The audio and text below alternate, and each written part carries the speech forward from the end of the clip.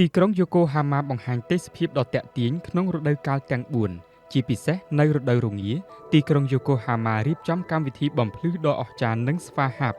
Yoro no Yo វាបានទាក់ទាញដោយភាពត្រជាក់ភាពស្អាតនិងស្រស់ថ្លាវាត្រូវបានវិតម្លៃខ្ពស់ក្នុងនាមជាអ្នកមើលពេលយប់បែបទីក្រុងយូកូហាម៉ាត្រូវបានរៀបចំជាកន្លែងទស្សនាពេលយប់ដ៏សំខាន់ចំនួន3របស់ប្រទេសជប៉ុនភ្លើងបំភ្លឺនៃឃ្លាំងឥដ្ឋក្រហមនិងសួនច្បារសាន់កេអ៊ីប្រវត្តិសាស្ត្រត្រូវបានវិតម្លៃខ្ពស់សម្រាប់ការរៀបចំYoro no Yo បានចាប់ផ្ដើមចូលរួមចំណែកធ្វើឲ្យសេដ្ឋកិច្ចពេលយប់របស់ទីក្រុងយូកូហាម៉ាសកម្មពន្លឺខ្ពស់ទីក្រុងយូកូហាម៉ាគឺជាកម្មវិធីទស្សនីយភាពរយៈពេល5នាទីដែលរួមបញ្ចូលគ្នារវាងពន្លឺនិងតន្ត្រីនៅឆ្នាំនេះមានកន្លែងចំនួន46បានចូលរួមវាគឺជាចំនួនអតិបរមានៃអ្នកសហការនៅក្នុងប្រវត្តិសាស្ត្រព្រឹត្តិការណ៍នេះព្រឹត្តិការណ៍នេះនៅអូសានបាស៊ីត្រូវបានគេហៅថាដែនដីត្រីបាឡែនការគូសទីតាំងបញ្ជាក់ត្រីបាឡែនធំប្រវែងពេញ25ម៉ែត្រដើម្បីបញ្ចាំងរូបវាគឺជាព្រឹត្តិការណ៍ដ៏ធំបំផុតនៅក្នុងប្រទេសជប៉ុនដើម្បីផ្ដល់នូវភាពរីករាយនៃការទស្សនា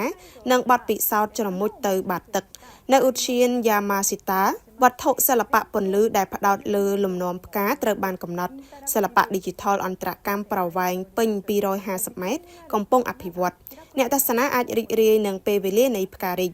នៅជុំវិញទីនោះប្រតិកម្មទៅនឹងការដើររបស់មនុស្សការបង្ហាញភ្លើងបំភ្លឺបានលាតត្រដាងបទពិសោធន៍ដ៏អស្ចារ្យក្នុងការលេងជាមួយភ្លើងបំភ្លឺគឺជាការរីករាយការទស្សនាពេលយប់ពីអូសានបាស៊ីគឺគួរឲ្យចាប់អារម្មណ៍ការសហការរៀបចំការទស្សនាពេលយប់និងការគូសផែនទីបញ្ចាំងគឺស្រស់ស្អាតខ្លាំងណាស់វាគឺជារឿងល្អបំផុតនៅក្នុងប្រទេសជប៉ុន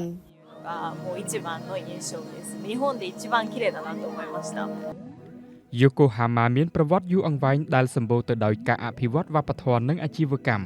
នាពេលអនាគតទីក្រុងយូកូហាម៉ានឹងបង្កើនភាពទាក់ទាញរបស់ខ្លួនជាបន្តបន្ទាប់ដើម្បីបំពេញចិត្តប្រជាពលរដ្ឋនិងអ្នកទេសចរមកពីជុំវិញពិភពលោក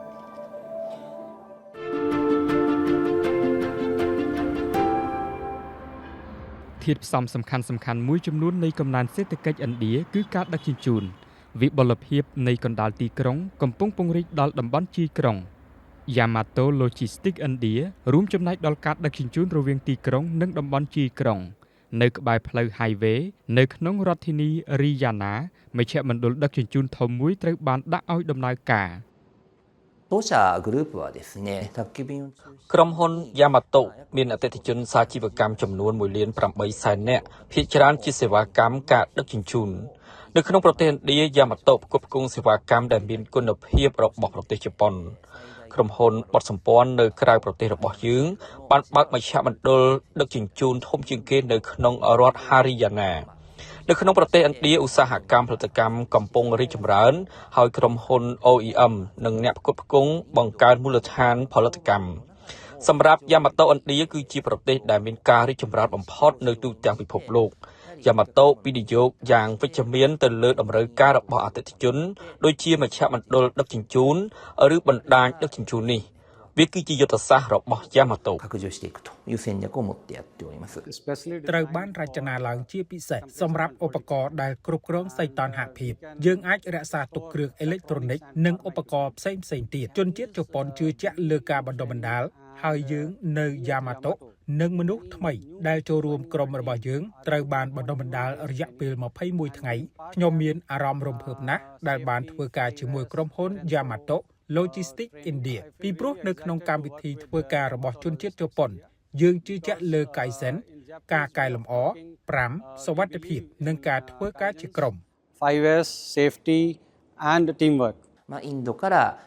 ពីប្រទេសឥណ្ឌាឆ្ពោះទៅកាន់មជ្ឈមបូព៌ាឬអាហ្វ្រិកមជ្ឈមណ្ឌលដឹកជញ្ជូននេះនឹងរីកចម្រើនជាមូលដ្ឋានផ្គត់ផ្គង់ផលិតផលមិនត្រឹមតែនៅក្នុងប្រទេសឥណ្ឌាប៉ុណ្ណោះទេប៉ុន្តែក៏នៅក្នុងតំបន់ទាំងនោះផងដែរ Yamato នឹងបើកដំណើរការមូលដ្ឋានជាមុនវានឹងរួមចំណែកដល់ការដឹកជញ្ជូនអន្តរជាតិនិងនៅក្នុងស្រុក